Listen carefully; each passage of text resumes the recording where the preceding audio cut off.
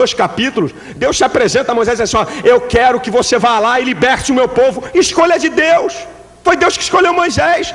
É direito, é soberania de Deus trabalhar com quem Ele quer. É um direito de Deus.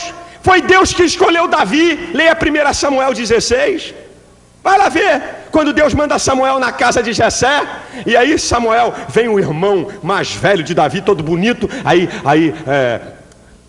o profeta Samuel diz assim: esse aí é o homem, esse é que eu vou ungir. Não é esse aí não. Samuel, o homem olha para a aparência, Deus vê o coração. Aí passou um, passou outro. Não é. Acabaram-se os mancebos? Não, tem um lá tomando conta de ovelha lá, um pirralho lá. Traz ele aqui. E quando Davi chegou, o Espírito do Senhor falou: esse é o homem aí. Deus escolheu Davi. Deus não escolheu Davi para salvação. Deus escolheu Davi para ser rei, para desempenhar um propósito dentro do seu grande plano. Não é escolha de salvação. Veja Efésios capítulo 4, versículo 1, até no Novo Testamento. O que diz lá? Deus deu uns para quê? Profetas, apóstolos, mestres, pastores. Ele que escolhe, Ele é que coloca. Aí é que está. Deixa eu abrir um parênteses na mensagem. Pior coisa é gente oferecida. A pior coisa é gente oferecida. Quer ser pastor, nem que eu abra uma birosca e me diga que sou pastor. Vou abrir uma birosca e vou me chamar de pastor. Tem, não é? O pastor chamado e o chamado pastor. O pastor chamado é aquele que Deus escolhe. Deus é que escolhe. É Deus que chama. Para quê Deus levanta na igreja apóstolos? Para que Deus levanta na igreja pastores, evangelistas, mestres? Para o aperfeiçoamento dos santos. É Deus que escolhe. Escolher pessoas para desempenhar uma função no plano do reino é soberania de Deus. Essas passagens não tem nada a ver com escolha de salvação. Tem nada a ver. Esse é que é o problema. As pessoas querem deturpar a passagem bíblica para adaptá-la às suas doutrinas. Daqui a pouco vai ter gente no nosso meio dizendo que não há Deus, porque o Salmo 53 tem uma parte dele que diz que não há Deus. Isola a passagem para ver a bobagem que vai sair. Está aqui, não há Deus. Só esqueceu de dizer o início. Disse o nécio, o maluco, o doido, não há Deus. A Bíblia não declara que não há Deus. A Bíblia está fazendo um registro de que o maluco é que diz que não há Deus. Se você deturpar isso, vai dar uma heresia do tamanho de um bonde. Agora vamos começar a analisar Efésios capítulo 1, versículo 4 e 5. Repete aí para mim, por favor, Fernando.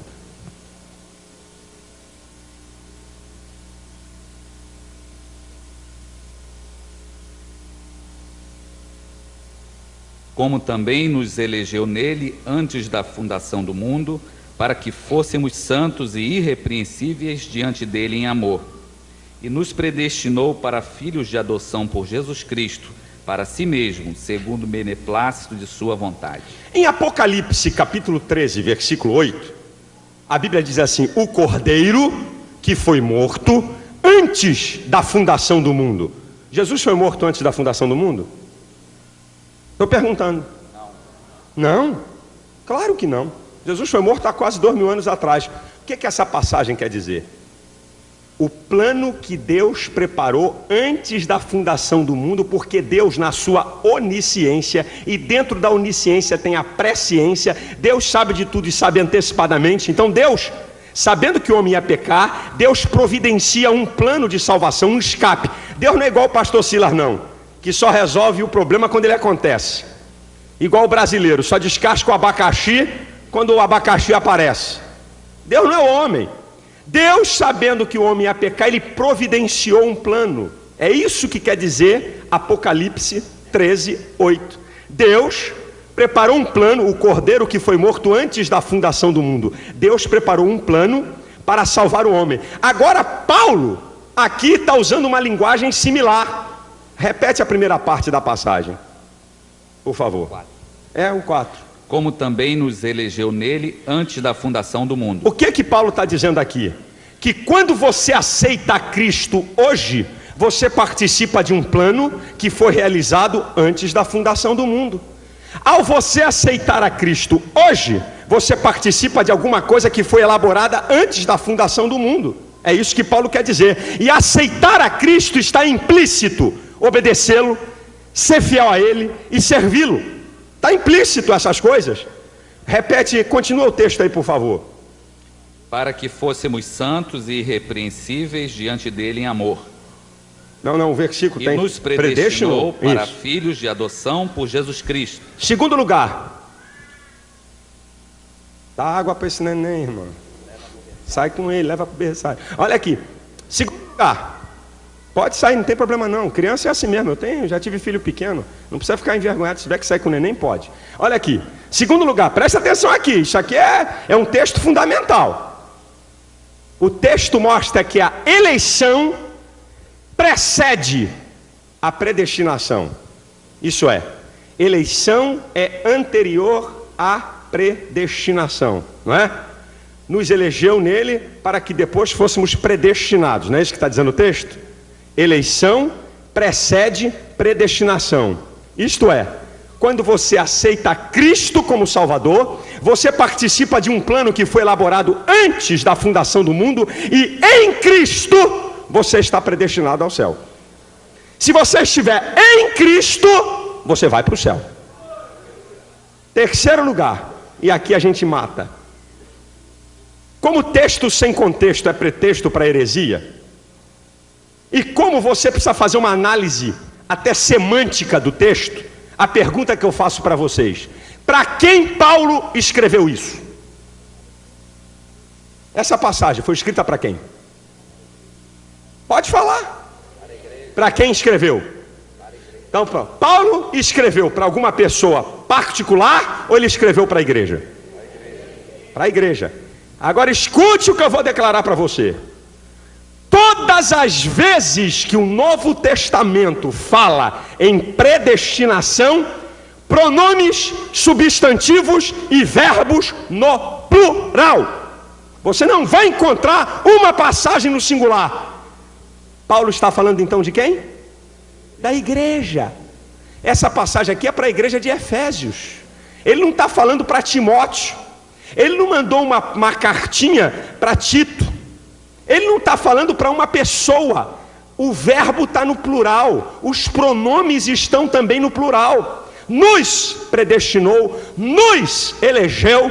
Ele está falando para a igreja. E está dentro do contexto teológico. A igreja vai para o céu. Se você está na igreja, você vai para o céu. Se você sai da igreja, você vai para o inferno. Está certíssimo. Predestinação que Paulo está falando aqui, ele está falando para a igreja. Em Cristo nós fomos eleitos. Em Cristo a igreja foi eleita para a salvação. Mesmo que você não fique na igreja, a igreja vai para o céu. E só vai para o céu quem está na igreja. Ou você entende isso aqui, meu irmão? Tem semântica, tem teologia. Você quer ver como é que todas as vezes predestinação no Novo Testamento é no plural? Eu citei 1 Pedro 2, 9 e 10. Está no plural. Eu já vi o cidadão usar isso para deturpar. Vós.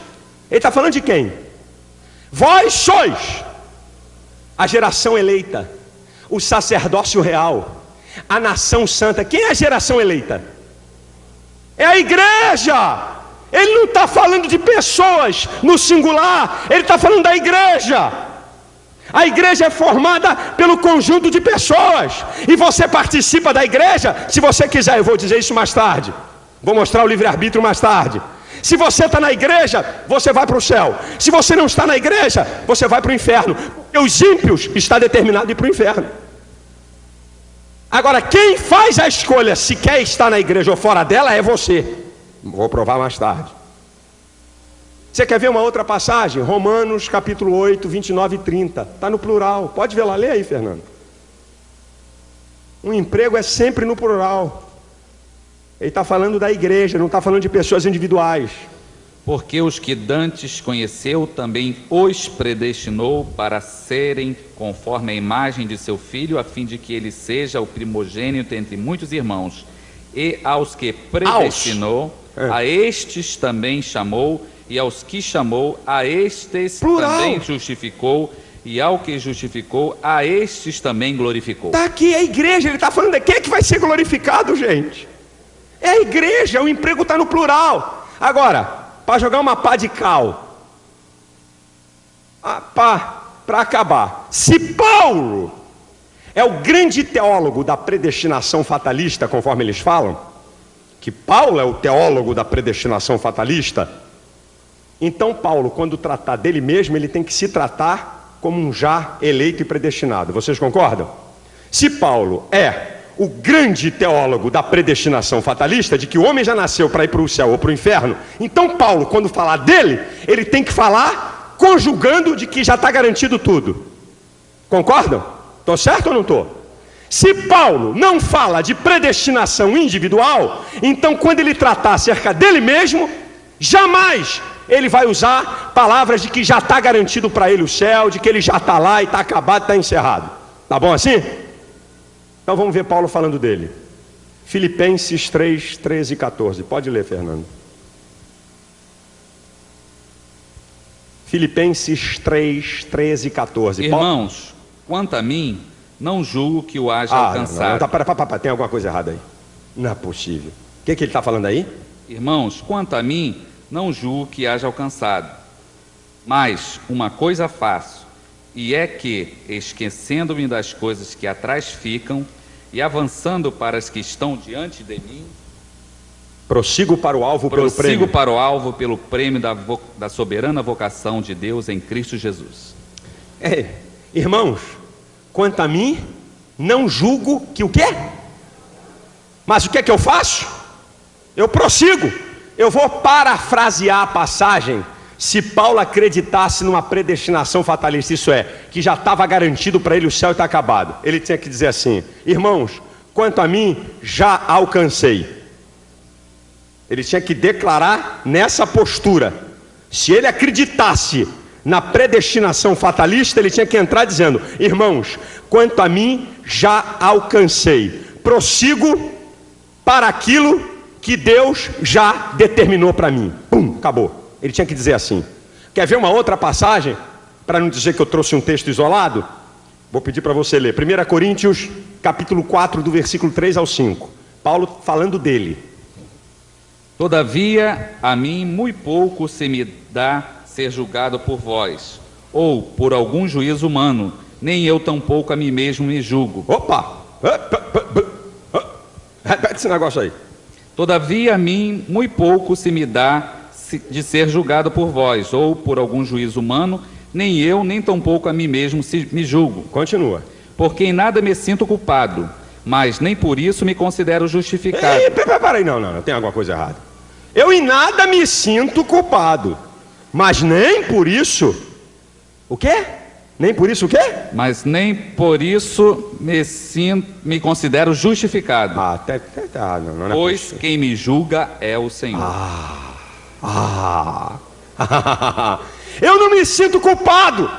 Graças a Deus que o crente não tem complexo de culpa, porque ele acredita naquilo que o Senhor falou: dos teus pecados não me lembrarei mais. Amém. Ele não tem complexo de culpa nenhuma. Ele é liberto. Mas ele diz uma coisa, olha, mas nem por isso o quê? Repete, por favor. Nem por isso. Mas nem por isso me considero justificado, pois quem me julga é o Senhor. Ele, se parafrasear o texto, você tinha que inverter tudo isso aí que ele falou. Quanto a mim, eu já estou eleito. Ele tinha que dizer assim. Já viu? Você é um eleito, pedra viva, predestinado, eleito e abençoado. Já está acabado. Deu até para rimar. Mas Paulo nunca usa essa palavra. 1 Coríntios 9, 27, Paulo falando dele. Lê aí, por favor. 1 Coríntios 9, 27, Paulo falando dele. Antes subjugo meu corpo e o reduzo à servidão, para que, pregando aos outros, eu mesmo não venha